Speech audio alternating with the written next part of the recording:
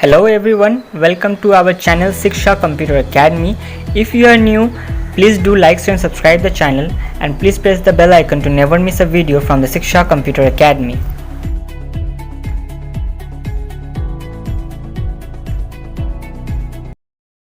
आइए स्टार्ट करते हैं। तो रिज्यूम बनाने के लिए सबसे पहले तो हमें अपने पेज को एडजस्ट करना होगा, पेज मार्जिन को सबसे पहले एडजस्ट करना होगा। तो सबसे पहले पेज मार्जिन को एडजस्ट करने के लिए आपको सिंपली पेज लेआउट में जाना है। यहाँ पे आपको मार्जिन ऑप्शन मिलेगा, इसके अंदर से आपको सबसे पहले मार्जिन को तो नैरो कर लेना है, जिसके बाद आपका मार्जिन थोड़ा सा नैरो हो जाएगा और आपके लिखने का जो स्पेस है वो ज़्यादा ब्रॉड हो जाएगा। इसके बाद आपको सिंपली पेज बॉर्डर पर क्लिक करना है। पेज बॉर्डर पर क्लिक करने के बाद आपको यहाँ पे बॉक्स का ऑप्शन मिलेगा, बॉक्स के ऑप्शन पर सिलेक्ट कर देना है। साथ ही साथ आपको यहाँ से कलर ब्लैक ही रखना है और यहाँ से विड्थ जो है वो आपको 3pt ले लेना है। जिसके बाद ओके प्रेस करने के बाद आप देख सकते हैं कि आपके डॉक्यूमेंट पे कुछ इस तरह का बॉर्डर आ जाएगा। इसके बाद जो सबसे पहला काम होगा वो होगा शेप में जाके एक इस तरह से आपको एक हेडिंग बनाना है, जिसके अंदर आपको रिज्यूम लिखना होगा। तो मैंने इसे बना लिया है। साथ ही साथ मैं इस पर थोड़ा सा आर्ट भर देता हूँ और साथ ही साथ इस पर मैं रिज्यूम लिख देता हूँ, RESUME रिज्यूम।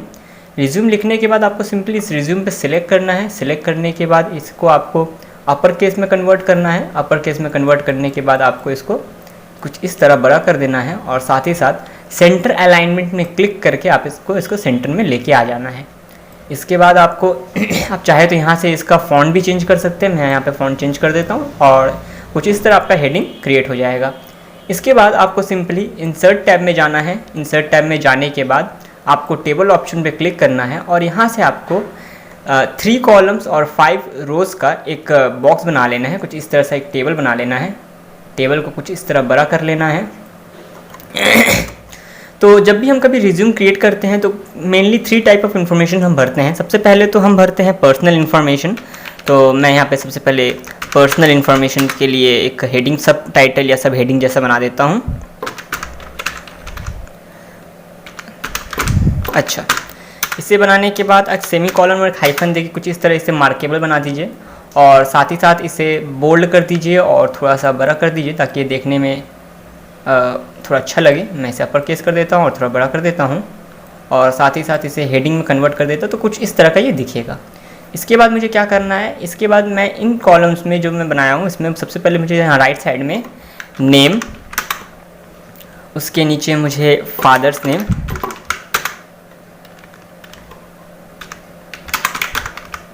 साथ ही साथ यहाँ पे एड्रेस और इसके बाद आप चाहे तो डेट ऑफ बर्थ भी दे सकते हैं।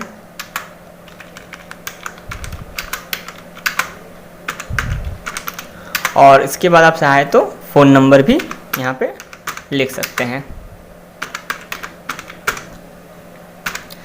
ये सारी चीज़ें लिखने के बाद आपको सिंपली यहाँ पे अपने डिटेल्स फिलअप कर देना है। तो मैं यहाँ पे सिंपली अपनी डिटेल्स फिलअप कर देता हूँ। तो चलिए मैं यहाँ पे जैसे कि मैं अपनी सारी डिटेल्स यहाँ पे फिलअप कर देता हूँ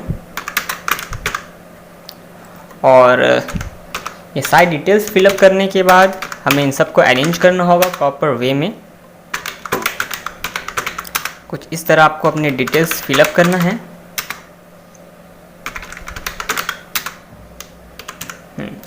डेट ऑफ बर्थ भी हम यहाँ पे फिलअप कर सकते हैं अपनी। आपको एक बात याद रखना है कि डेट ऑफ बर्थ फिलअप करते वक्त आपको इस फॉर्मेट को कैरी ऑफ करना है। 4 मार्च 2000 जिस तरह मैंने ये लिखा है आपको इस फॉर्मेट को कैरी ऑफ करना है। आपको ऐसे नहीं लिखना है। जैसे अगर आप ऐसे लिखना चाहो तो आप ऐसे आपको नहीं लिखना है, ये फॉर्मेट गलत हो जाता है। आपको कुछ इस तरह का फॉर्मेट 4 मार्च 2000 फॉर्मेट ही फॉलो अप करना है। साथ ही साथ मैं यहाँ पे फ़ोन नंबर भी दे देता हूँ। अच्छा, इसके बाद आपके पास ये लास्ट कॉलम आ जाएगा। इस लास्ट कॉलम में क्या करना है मैं आपको एक बार डिटेल में समझा देता हूँ। इस लास्ट कॉलम में हमें अपना पिक्चर इंसर्ट करना है। हम जब भी एक रिज्यूम क्रिएट करते हैं तो उस रिज्यूम में हमारा फ़ोटो होना बहुत ज़्यादा इंपॉर्टेंट हो जाता है। तो हमको सिंपली यहाँ पे अपना पिक्चर इंसर्ट करना है। तो पिक्चर इंसर्ट करने के लिए हम सिंपली इसे सिलेक्ट करेंगे। सिलेक्ट करने के बाद हमें लेआउट टैब में जाना है। लेआउट टैब में जाने के बाद आपको मर्ज सेक्शन में मर्ज सेल का ऑप्शन मिल जाएगा, जिससे हमें सारे के सारे सेल को मर्ज कर देना है। मर्ज करने के बाद हम यहाँ पे अपना फ़ोटो डालेंगे, फ़ोटो लगाएंगे। तो कैसे लगाएंगे, इंसर्ट में जाना है, हमें पिक्चर पे जाना है।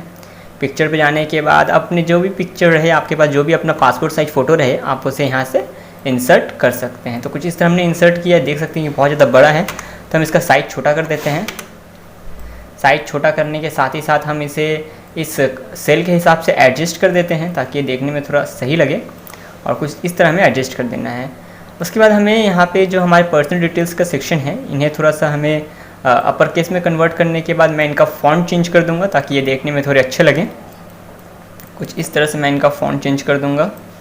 तो चलिए इन्हें एरियल ब्लैक फ़ॉन्ट में या फिर हेडिंग फ़ॉन्ट में मैंने कन्वर्ट कर दिया। इन्हें इसमें कन्वर्ट करने के बाद मुझे अपने पर्सनल डिटेल्स को भी कन्वर्ट करना होगा। तो पर मैं अपने पर्सनल डिटेल्स में ज़्यादा कोई चेंजेस नहीं करूँगा, क्योंकि ज़्यादा चेंज करने के बाद ये अच्छे नहीं लगेंगे। कुछ इस तरह मुझे। इसके बाद हमें अपने टेबल पे ध्यान देना होगा। हमने जो ये टेबल क्रिएट किया है, टेबल के बॉर्डर्स को हमें इरेज करना होगा। तो टेबल के बॉर्डर्स को इरेज करने के लिए हमें सिंपली यहाँ पे राइट क्लिक करना है, जिसके बाद आप देख सकते हैं कि पूरा का पूरा टेबल एक साथ सिलेक्ट हो जाएगा। सिलेक्ट होने के बाद आपको simply border and shading option में जाना है, जहाँ पे आपके पास 4-5 ऑप्शन मिलेंगे। सबसे पहले तो आपको नन मिलेंगे, बॉक्स मिलेंगे, ऑल, ग्रिड और कस्टम मिलेंगे। यहाँ से सिंपली आपको नन पे क्लिक करना है और इसके बाद ओके कर देना है। जिसके बाद आप देख सकते हैं आपका टेबल तो है, पर आपके टेबल के जितने भी बॉर्डर्स रहेंगे वो इरेज हो जाएंगे। अच्छा, इसके बाद हमारे पास हमें जो सेकंड डिटेल्स भरने फिलअप करने होते हैं वो होते हैं एजुकेशन क्वालिफिकेशंस के बारे में। तो सिंपली मैं इसे डिलीट करके एजुकेशनल क्वालिफिकेशन लिख लूँगा। तो मैं सिंपली इसे लिख लेता हूँ।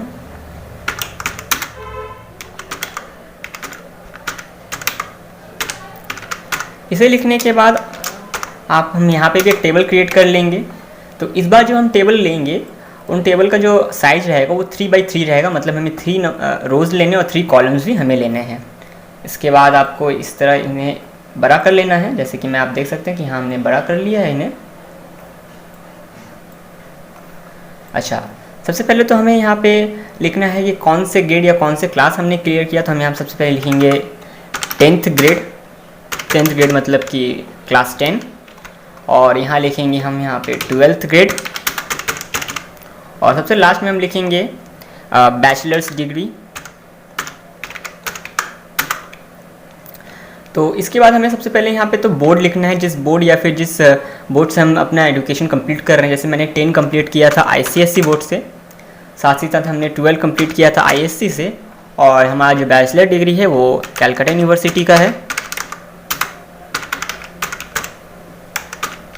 तो इस तरह सारे डिटेल्स फिलअप करने के बाद आपको सिंपली यहाँ पे लिखना है कि आप कितने परसेंटेज आपने यहाँ पे आपके कितने परसेंटेज आए हैं। तो मैं सिंपली यहाँ पे लिख देता हूँ 83%। ISC में मैंने लिख देता हूँ मैं 70%। और कैलकाटा यूनिवर्सिटी में मैं लिख देता हूँ यहाँ पे नॉर्मली 75%। कुछ इस तरह आपको अपने डिटेल्स भर लेना है। अच्छा, कैलकाटा यूनिवर्सिटी के नीचे मुझे ये भी बताना पड़ेगा कि कौन से कोर्स में मैंने कंप्लीट किया है। तो मैं यहाँ पे लिख देता हूँ BCom ऑनर्स। कुछ इस तरह मुझे अपनी सारी डिटेल्स भर लेना है। इन डिटेल्स को भरने के बाद आपको सिंपली इन डिटेल पे सिलेक्ट करना है। सिलेक्ट करने के बाद आपको सिंपली इन्हें अपर केस में कन्वर्ट करना होगा, और उसके बाद आप चाहें तो इन्हें कुछ इस तरह बड़ा कर सकते हैं, बोल्ड कर सकते हैं, और साथ ही साथ सेंटर अलाइनमेंट पे प्रेस करके ला सकते हैं। तो इस तरह आप देख सकते हैं कि बड़ी आसानी से हमारा पर्सनल और एजुकेशन क्वालिफिकेशंस फिलअप हो चुका है। इसके बाद जिन डिटेल्स के बारे में हमें फिलअप करना है वो तो होते हैं हॉबीज़। तो हॉबीज़ का सेक्शन भी हम यहाँ क्रिएट कर लेते हैं। साथ ही साथ एक्स्ट्रा करिकुलर एक्टिविटी,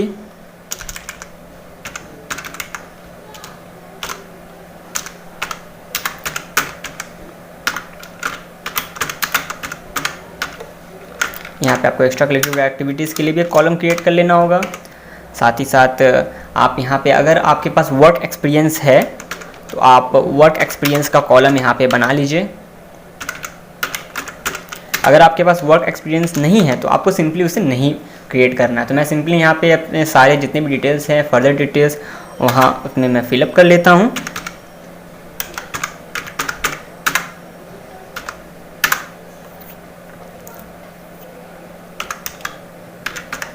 तो मैं सिंपली यहाँ पे सारे अपनी डिटेल्स फिलअप कर लेता हूँ। जैसे कि आप देख सकते हैं, आप अपने भी डिटेल्स फिलअप कर सकते हैं। एक्स्ट्रा करिकुलर एक्टिविटी में मैं एज ए यूट्यूबर लिख सकता हूँ, और एज अ वर्क एक्सपीरियंस के लिए मैं यहाँ लिख सकता हूँ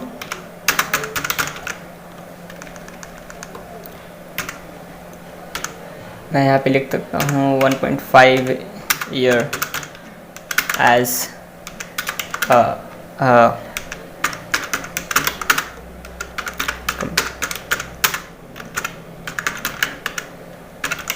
इस तरह सारे के सारे डिटेल्स फिलअप करने के बाद आपको क्या करना है, मैं इन सारी डिटेल्स को भी बोल्ड पे कन्वर्ट कर दूंगा और साथ ही साथ थोड़ा बड़ा कर दूंगा। आपको अपने रिज्यूम में ज़्यादा डिटेल्स नहीं भरने हैं, क्योंकि देखिए जो भी पर्सन आपका रिज्यूम पढ़ रहा होता है या आपके कॉलेज में जमा कर रहे हो या आपने किसी कंपनी में जमा कर रहे हो, उसके बाद इतना टाइम नहीं होता है कि वो आपके सारे के सारे डिटेल्स को पढ़ पाए।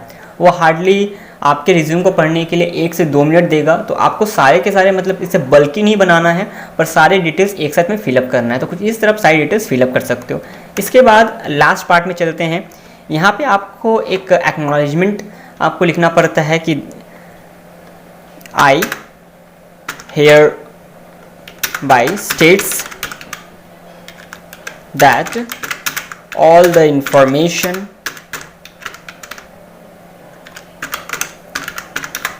provided by me is correct up to my knowledge। ऐसा करने के बाद आपको एक छोटा सा ये देना पड़ेगा, एक छोटा सा एक्नॉलेजमेंट लिखना होगा कि आपने जितने भी इंफॉर्मेशन फिलअप किए हैं वो सारे के सारे आपके नॉलेज के हिसाब से सही हैं।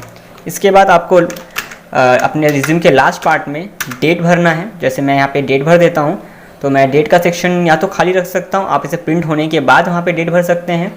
और साथ ही साथ मुझे थोड़ा स्पेस देने के बाद एक सिग्नेचर के लिए अपने सिग्नेचर के लिए भी जगह छोड़ देना है। तो मैं सिंपली सिग्नेचर के लिए यहाँ पे स्पेस छोड़ देता हूँ, जिसके बाद मैं यहाँ पे सिग्नेचर कर सकता हूँ। आप चाहें तो डिजिटल सिग्नेचर भी आप फिलअप कर सकते हैं, और मैंने इससे पहले वाले वीडियोज़ में आपको बताया भी था कि आप डिजिटल सिग्नेचर किस तरह फिलअप कर सकते हैं। तो जैसा कि आप देख सकते हैं, बहुत ही कम समय में, लगभग 15 मिनट से भी कम समय में हमने अपना रिज्यूम कुछ इस तरह बिल्डअप कर लिया है। तो अगर वीडियो आपको अच्छी लगी हो तो please do like share subscribe the channel.